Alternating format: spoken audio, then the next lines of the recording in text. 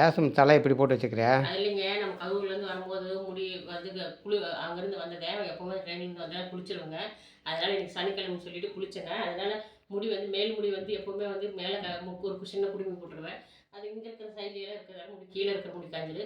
அதனால அப்படி போட்டுக்கிறேங்க. அடுத்து வந்து பார்த்துக்கலாங்க. இந்த முறை வந்து கரூரில் வாங்கினதுங்க. கரூரில் வாங்கி இந்த பேப்பர் போட்டு முடி வச்சிருக்கிறேன்.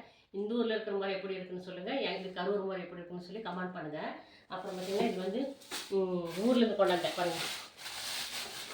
இது வந்து குமிட்டிக்கீரைன்னு சொல்லுவாங்க ஊரில். அது காட்டில், அதாவது மேட்டாங்காட்டிலலாம் வளரும். அது எங்கள் ஊர் பக்கம் கொண்டு வந்து கொடுப்பாங்க. பார்த்தீங்கன்னா இது வெறும் குமிட்டிக்கீரை, சூப்பரான கீரை.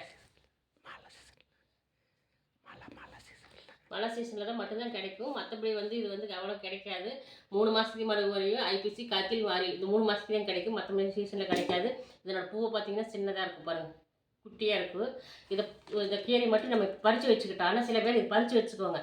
நான் என்ன பண்ணிட்டேன், இங்கே பாருங்கள், அதையுமே பறித்து அந்த தண்டு இருக்குது பார்த்தீங்களா, அந்த குட்டி குட்டி தண்டு, அதாவது வந்து ஒடிக்கிற மாதிரி வர்ற தண்டை வந்து அதை ஒடிச்சு வச்சுருக்கிறேன். இது எதுக்குன்னு சொல்லி கேட்டிங்கன்னா, இதை வந்து நம்ம இதை வந்து கூட்டாக செய்ய போகிறோம். சரிங்களா?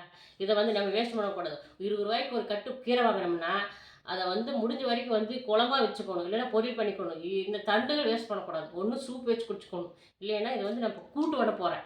கூட்டு பண்ணால் சூப்பராக இருக்கும், பாசிப்பருப்பு போட்டு. ஓகே ஃப்ரெண்ட்ஸ், இது வந்து நான் வந்து இப்போ கரூர்லேருந்து வந்து இப்போ வந்து இந்த சமைக்க ரெடி ஆகிட்டேன். இந்த கீரை யாருக்கு தெரியும்னு சொல்லுங்கள். இந்த முறை வந்து பார்த்திங்கன்னா உங்கள் ஊரில் எப்படி இருக்குது, நீங்கள் எப்படி இருக்குன்னு கமெண்ட் பண்ணுங்கள். பிடிச்சிருந்தா லைக் பண்ணுங்கள் ஃப்ரெண்ட்ஸ். நான் கொண்டு வந்தது இப்போ நான் உங்கள்கிட்ட காமிச்சிட்டேன். அடுத்த சமையலுக்கு ரெடி ஆகிட்டேன். ஓகே ஃப்ரெண்ட்ஸ், பாய். சப்போர்ட் பண்ணுங்கள், சப்ஸ்கிரைப் பண்ணுங்கள். பாய்.